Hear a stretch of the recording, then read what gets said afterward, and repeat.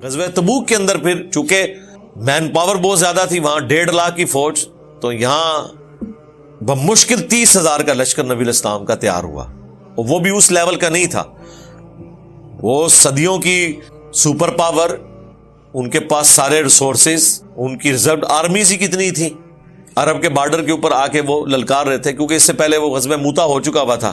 اگر تمہیں دنیا کی زندگی کی حقیقت پتہ ہے اور آخرت کی کامیابیوں کا اندازہ ہے نا، تو پھر سمجھ لو کہ جو اس جنگ میں مارا گیا تو شہید ہے، زیادہ تر کیا انسان نے مرنا ہی ہے نا۔ اور امام حسین علیہ السلام کا قول میں کہتا ہوں یہ کمال ہے کہ اگر زندگی کا انجام موت ہی ہے تو شہادت سے بیسٹ کوئی آپشن نہیں ہو سکتا۔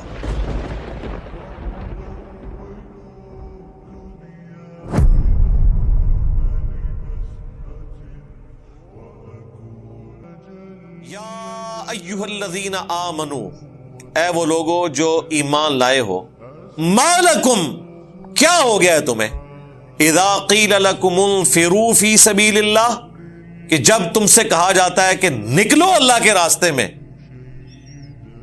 اچھا، اب یہ بڑی سخت آیات آ رہی ہیں، لیکن یہ یاد رکھیے گا یہ سخت آیات کامل الایمان مومنین کے لیے نہیں ہے، بلکہ ان لوگوں کے لیے جنہوں نے اسلام کا لبادہ اوڑا ہوا تھا، نعرہ لگانے میں سب سے آگے تھے، لیکن ان کے عقیدے گمراہی کے اوپر مبنی تھے۔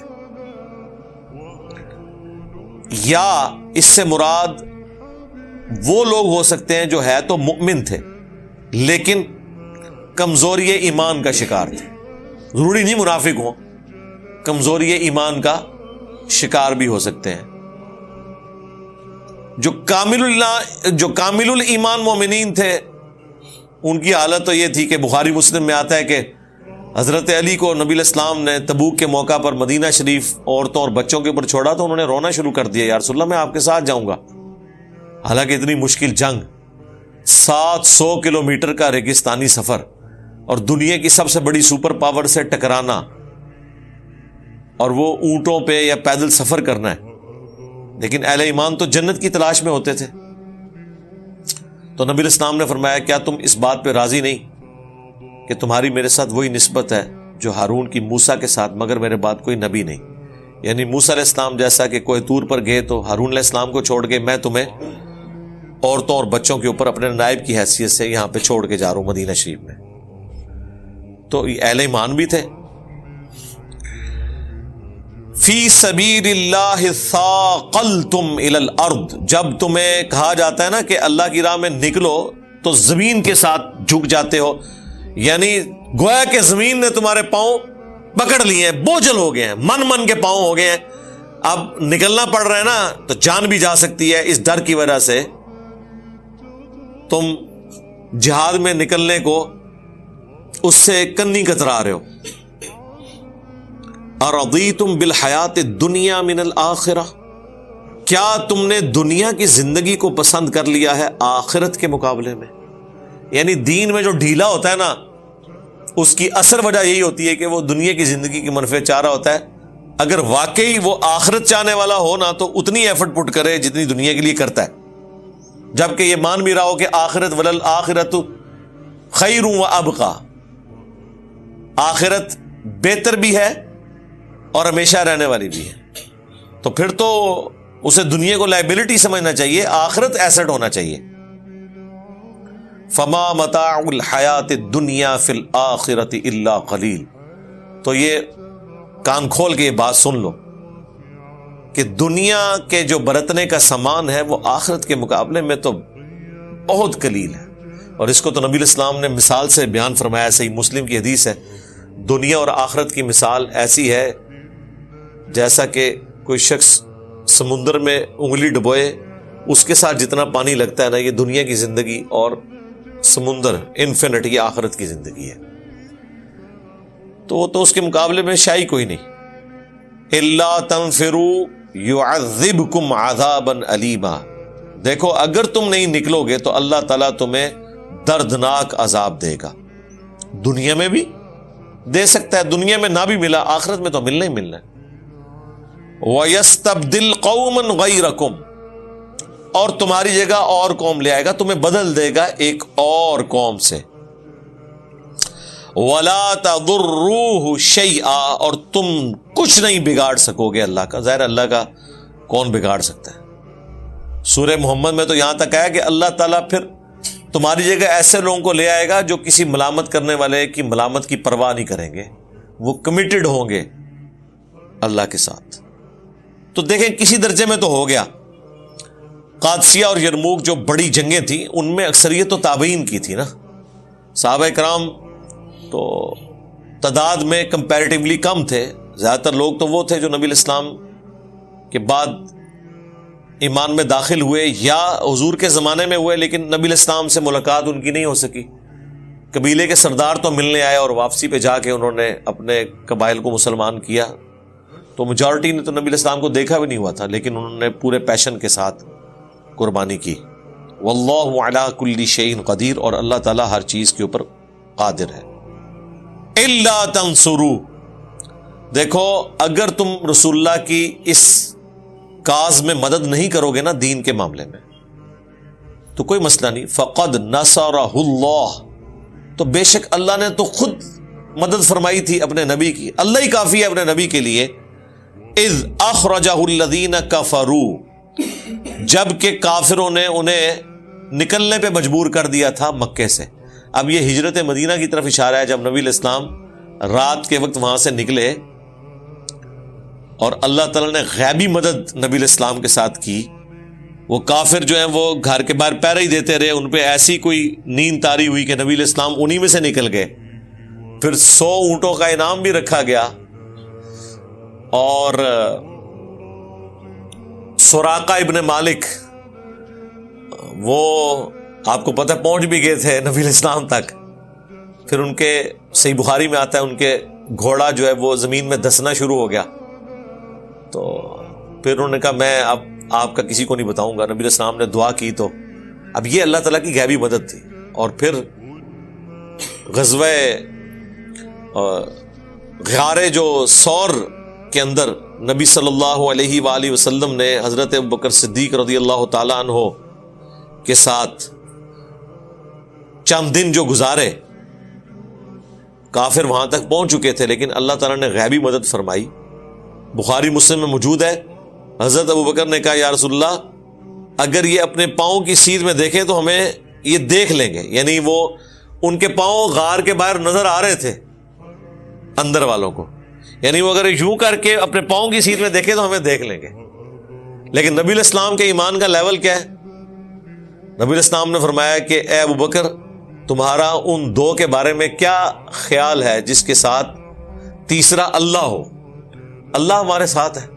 تو وہ جو ہجرت مدینہ ہے اس میں غار سور کے اندر جو اسپیسیفکلی مدد فرمائی اللہ تعالیٰ نے اپنے پیغمبر کی صلی اللہ علیہ وآلہ وسلم، اس کا ذکر یہاں پہ آ رہا ہے کہ اگر تم نبی کا ساتھ نہیں دو گے نا تو اللہ تعالیٰ معجزانہ طور پہ بھی اپنے نبی کو فتح تو دے سکتا ہے. اور وہ وقت یاد کرو جب اللہ کے نبی علیہ السلام مکے سے نکل رہے تھے، مکے والوں نے انہیں نکال دیا. اذ اخرجہ الذین کفروا، کافروں نے مجبور کیا کہ وہ نکل جائیں وہاں سے. ثانی اثنین، آپ دوسرے تھے دو میں سے، یعنی نبی علیہ السلام تھے اور ایک اور شخص. حضرت ابوبکر کا نام نہیں آیا، نام بخاری مسلم میں آیا. ایون شیعہ کی جو اپنی تفاسیر ہیں ان میں بھی موجود ہے کہ حضرت ابوبکر تھے یہ دوسرے. آج بھی جو سید فرمان علی شاہ صاحب کا ترجمہ چھپا ہوا ہے اس کے حاشیے میں آپ ان آیات پہ جائیں تو انہوں نے لکھا ہے کہ یہاں دوسرے سے مراد حضرت ابوبکر تھے رضی اللہ تعالیٰ عنہ. اذ ہما فی الغار، جب وہ دونوں غار میں تھے. اذ یقول لصاحبہ، جبکہ وہ نبی فرما رہے تھے اپنے ساتھی سے لا تحزن، مت غم کرو، ان اللہ معنا، بے شک اللہ ہمارے ساتھ ہے. آپ ذرا نبی کا کانفیڈنس لیول دیکھیں جی، یعنی یہ نبی کے لیول کا ایمان کسی کا نہیں ہو سکتا. بالکل دشمن کو سامنے دیکھ کے بھی، چونکہ اللہ نے وعدہ کیا ہے کہ آپ کے ذریعے غلبہ ہونا ہے، آپ کو اللہ تعالیٰ بچائے گا. ان کا دل ایمان کے اوپر تھکا ہوا ہے، اللہ کے وعدوں کے اوپر. حضرت ابوبکر کا بھی کوئی ایمان چھوٹے لیول کا تو نہیں تھا، لیکن بہرحال دیکھ لیں ادھر متزلزل تو ہوئے ہیں وہ، تبھی تو حضور نے تسلی دی ہے. اور بخاری مسلم میں تو آگے الفاظ ہیں کہ تمہارا ان دو کے بارے میں کیا خیال ہے جن کے ساتھ تیسرا اللہ ہے. فَأَنزَلَ اللَّهُ سَكِينَتَهُ عَلَيْهِ، تو اللہ تعالیٰ نے اپنی تسکین، سکینت نازل فرمائی ان پر. وَأَيَّدَهُ بِجُنُودٍ لَّمْ تَرَوْهَا، اور مدد فرمائی ایسے لشکروں سے جو نظر نہیں آتے تھے. وَجَعَلَ كَلِمَةَ الَّذِينَ كَفَرُوا السُّفْلَىٰ، اور اللہ تعالیٰ نے کافروں کی بات کو سرنگوں کر دیا، ذلیل کر دیا ان کے ارادوں کو. ان کے جو دعوے تھے، ان کی باتیں، وہ اللہ تعالیٰ نے ملیہ میٹ کر کے رکھ دی. وَكَلِمَةُ اللَّهِ هِيَ الْعُلْيَا، اور اللہ ہی کی بات کو ہمیشہ سر بلند رہنا ہے. اللہ ہی کی بات بلند ہوئی پھر. وَاللَّهُ عَزِيزٌ حَكِيمٌ، اللہ تعالیٰ غالب ہے، حکمت والا ہے. غالب اتنا ہے کہ نبی کا ساتھ کوئی نہ بھی دے، ایون خود نبی بھی نہ ہو تب بھی اللہ تعالیٰ اپنے دین کو غالب کر سکتا ہے. لیکن حکمت یہ ہے کہ وہ چاہتا ہے کہ اپنے بندوں کے ذریعے دین کا کام لے، دین کا غلبہ کروائے. یعنی یہ جو حکمت ہے نا، حکمت والی خوبی اور اللہ کا العزیز ہونا، یہ بیلنس ہے. عزیز غالب، یعنی غالب اتنا جو چاہے کر سکتا ہے، لیکن اس کے باوجود کچھ ہوتا ہوا جب نظر نہیں آ رہا آپ کو تو اس کے پیچھے اللہ کی حکمت ہے. حکمت یہ ہے کہ اس نے اپنا تعارف پیغمبروں کے ذریعے کروایا، اہل ایمان کی ڈیوٹی لگائی کہ انہوں نے دین کا کام کرنا ہے. ورنہ اللہ محتاج نہیں تھا، یہ اللہ کا ڈیوائن پلان ہے. جس طرح اللہ تعالیٰ نے انسان کی پیدائش کا ذریعہ ماں باپ کو بنایا، اللہ کے لیے کوئی مشکل تھا؟ ماں باپ کے بغیر بھی اولاد پیدا ہو سکتی تھی. بنے بنائے نوجوان بچے آسمان سے گرائے جا سکتے تھے، لیکن یہ اللہ تعالیٰ کا ڈیوائن پلان ہے.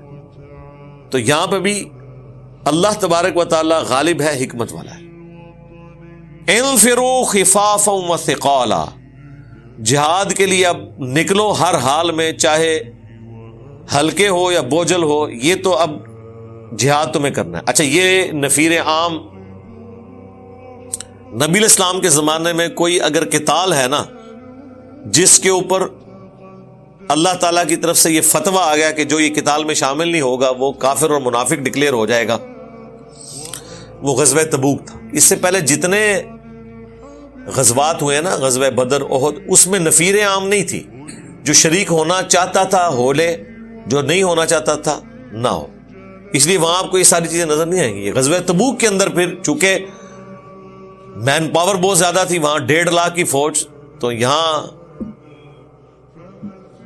بمشکل 30,000 کا لشکر نبی الاسلام کا تیار ہوا، اور وہ بھی اس لیول کا نہیں تھا. وہ صدیوں کی سپر پاور، ان کے پاس سارے ریسورسز، ان کی ریزرو آرمیز ہی کتنی تھی.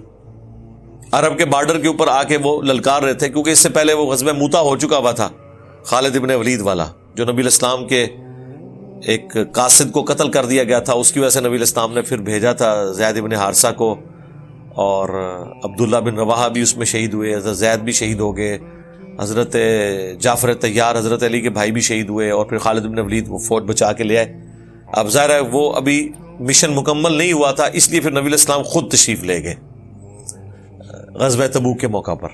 وہ جنگ بہرحال ہوئی نہیں ہے، جب حضور پہنچے تو وہ پہلے ہی بھاگ گیا. اب ظاہر ہے جب اتنا بڑا ایک بادشاہ جس کی اتنی فورس ہو وہ بھاگ جائے، تو جس کی وجہ سے وہ بھاگا ہے تو اس کی دھاک تو بیٹھ گئی. پھر نبی الاسلام 40 دن تک پھر عرب کے بارڈر پہ رہے ہیں تبوک میں، اور وہاں جتنے قبائل تھے ان کے ساتھ معاہدے کیے حضور نے.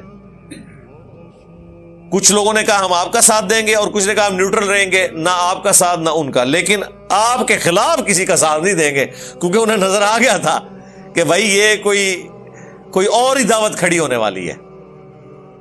ورنہ میں اکثر کہتا ہوں کہ یرموک کی تو ضرورت ہی نہیں پڑنی تھی، رومن امپائر کے خلاف فیصلہ کن جنگ تبوک ہی ہو جانی تھی، حضور کی مبارک زندگی میں یہ غلبہ ہو جانا تھا. وہ تو اس کی عقل مندی تھی کہ وہ بھاگ گیا. لیکن یہ عقل مندی کے ساتھ ظاہر ہے کہ لوگوں نے بزدل بھی تو کہا نا کہ جناب پہلے تو بڑا للکار رہا سے تو نس گئے، میدان جنگ میں مقابلہ بھی نہیں کر سکا. تو یہ نفیر عام تھی، اس لیے کہا گیا کہ جو نہیں نکلے گا منافق ہی ڈکلیئر ہوگا، الا یہ کہ کوئی مریض ہے، بیمار ہے، بوڑھا، وہ آگے آ جائے گا۔ بہرحال اگر نہیں نکلو گے نا، تمام حالات تمہارے لیے فیوریبل ہیں، اس کے باوجود نہیں نکل رہے، تو حکم دیا جا رہا ہے کہ نکلو ہر حال میں اللہ کی راہ میں، ہلکے ہو یا بوجھل دل کے ساتھ۔ وَجَاهِدُوا بِأَمْوَالِكُمْ، اور جہاد کرو اللہ کی راہ میں اپنے مال سے، وَأَنفُسِكُمْ، اور اپنی جانوں سے، فی سبیل اللہ، اللہ کی راہ میں۔ یعنی یہاں پہ ظاہر قتال کا ذکر ہو رہا ہے کہ مال بھی اللہ کے لیے اور پھر جان بھی دینی پڑ جائے تو نبی الاسلام کے ساتھ تم نے جانا ہے۔ ذَالِكُمْ خَيْرٌ لَكُمْ، یہی تمہارے لیے بہتر ہے۔